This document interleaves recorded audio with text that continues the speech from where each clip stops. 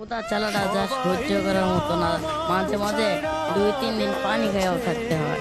আমি যদি কোনো ভালো ঘরের সন্তান হইতাম তাহলে তো আমাকে পানি খাইয়া থাকতে হইতো না, আমিও ভালো মন্দ খাইতে পারতাম। বাবা মা ফালাইতে হয়ে গেছে 10 বছরের সময়।